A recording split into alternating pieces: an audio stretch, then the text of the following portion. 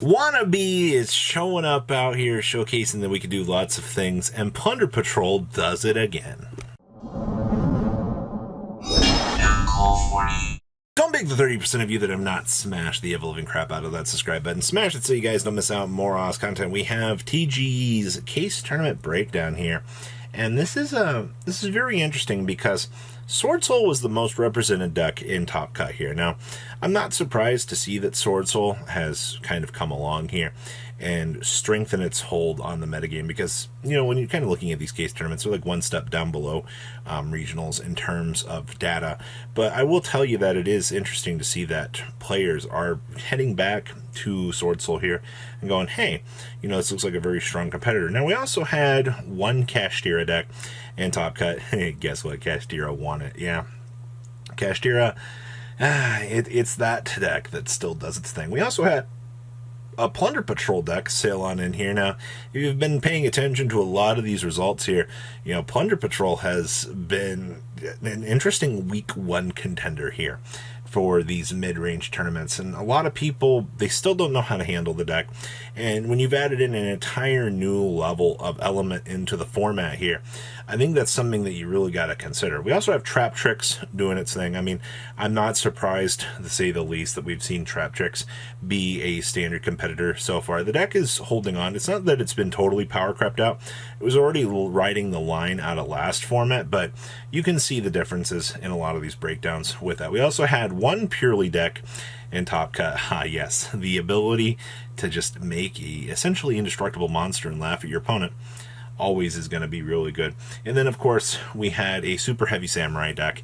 Super Heavy has had a pretty good stronghold on the format, and I think that that's been really nice to see. And we also have Labyrinth bringing things up here with a tech choice of Wannabe, giving you the ability to toggle for trap cards during the end phase, which is kind of interesting. Let's pass on over to Top Deck List. Winning this event was none other than Cash Money Dollar Bills, the deck. Now, what's kind of interesting to me about this is the fact that you can still see how good that this deck has become. Now, we've kind of gutted out Ashes, and we're playing Gammas now along with Drivers, or excuse me, the Drone Lockbirds, and the Dimension Shifters. Shifter just moved right back on into the format here, and so many more people are like, you know, like, I don't want to handle Shifter.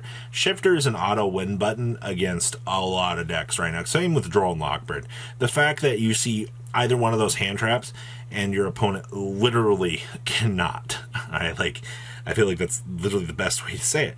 Outside of that, I mean, Kashtira is still at 100% full power here, kind of tearing through a lot of the metagame. And shout out to Nightmare Corruptor Ibley.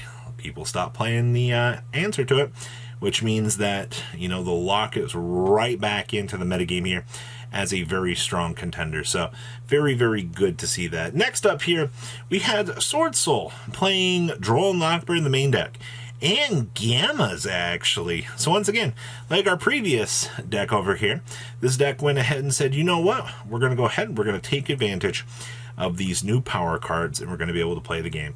Drone Lockbird, exact same thing here. You see that card, your opponent cannot, and that's good. This is the first build that I've seen actually playing the Excel Synchro Stardust Dragon for this deck. It's not really something that you'll probably see all that much. Obviously, the interaction with Gamma to, you know, kind of free toggle up is pretty cute. And then, of course, you got a lot of hand traps sided. I think you're going to see that a majority of this format where players are going to be siding the extra hand traps to continue pressuring their opponent so that they can, you know, effectively win the game. The more balance that you can kind of bring in to the part of the meta, I think is going to be a reason why you're going to see a lot of these decks do very, very, very well.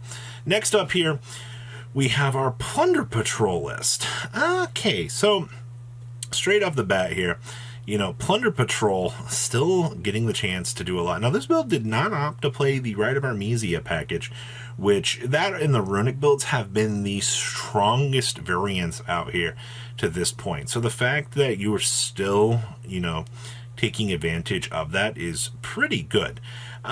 Retaliating Sea down there, also going to be a really good counter pick. I love the fact that that card just messes up a lot of the metagame. And back on those 15 hand traps here.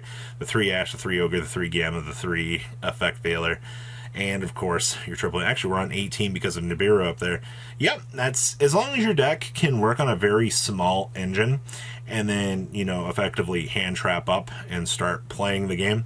That's what you're going to continue to see overall. So, looks very, very, very straightforward for a majority of that. Good stuff. Next up here we have Trap Tricks. Now, we are main deck and triple evenly matched. I still believe that this deck being able to see evenly on the high roll is one of the reasons why this deck is able to be a top contender. And of course, we've opted to put some turtles in the main deck here. That way you can kind of smash through your opponent and be able to play the game. Imperms are good in here. We are relying on double Fenrir, which I think Fenrir, as a little bit of a spot tech removal option, is pretty decent. This deck can also board in the Dark World of No Mores if need be to play the game. Actually, that entire side deck down there is going to handle a lot of the issues that I think that this deck is actually going to see. There's not a lot else to really say about Trap Tricks at this stage. The Pot of Prosperities definitely help for the additional filtering that you're going to kind of want, and the Double Floodgate is a nice little addition to this as well. Yeah, this once again feels very, very standard for what you would expect to see out here. Next up here we have Sword Soul with Ring of Worm. Hey, a lot of people talked about Ring of Worm and the little Frapple Dragon. I think the card is pretty cool. It's a nice little extension for the deck. I also see down here that we are playing the new level 6 TCG exclusive next to the Shaman down there. Okay, it's going to give you a level 6 to pressure your opponent with. Of course, this deck getting the chance to make Psychic End Punisher. I say it a lot. If people don't have an out to the Psychic End Punisher, you're going to probably just win the game making it. A lot of people underestimate that card. I see that we are citing Triple Thrust with one-dimensional barrier so that, depending on the matchup, if you need to toggle for that, you should be able to. We have some Lancius for defensive options. And I do see that we are playing some Anti-Spell and Rivalry to flick out the opponent. Yeah, this looks pretty standard, honestly, for the inclusion of Ring of Worm.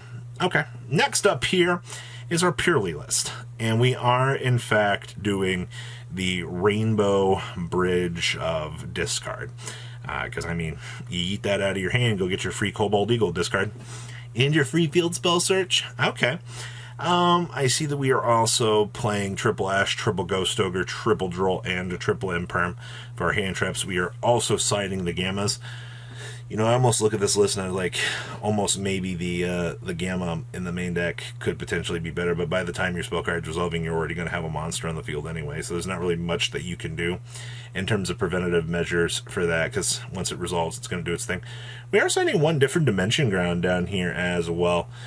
Just another card that you'll be able to thrust into if you need be, and then of course we have the Herald of the Abyss, tout anything that the opponent looks like they might be setting up, and then triple evenly for cleanup. So this deck can actually play from behind if it really needs to. Okay, next up here, we have Super Heavy, No Fun Allowed. Look, it's a build that decided to cut Cyberstein, and they're playing the Spell Canceller for toggle ability. Perfectly understandable, right? Like, that's essentially what you need to do. Now, this deck has become, like, the king of hand traps. Like, look at all the centralized hand traps that you got going on in this deck just to be able to play the game. All right, and then, of course, setting up Regulus, Kaijus, your big, heavy monster hands will get this deck effectively the chance to start. Obviously, one card combo is the name of the game for this deck, and it really is a very scary thing once it gets going. So that I'm not surprised to see that Super Heavy Samurai has done as well as it actually has out here, because the resilience that the deck actually has. Also, Archery and Eccentric being this deck's spell and trap removal is very, very strong. So if you're a fan of wanting to play, all monster decks, this is a fantastic chance for you. And then we also have back here our Labyrinth list, Sporting Off Wannabe. We're playing 2 copies of that so that you can, get basically a mill 5. Oh, look, I found a trap card. Now I can play the game. Now, this build is also opting for Shifter right now. Once again, in certain matchups, you see the Shifter. Congratulations, you win. We are also citing another 15 traps down here so that we can paralyze the opponent. Do not underestimate what having that heavy additional trap lineup can actually do for you, because this is very, very, very strong. All right, so this is our breakdown out here for the TGE SIAC case tournament. What do you guys think? Please leave a comment down below, tell me what you guys think, and I'll see your beautiful faces back here later in the day, guys. Peace out. Patrons, thank you.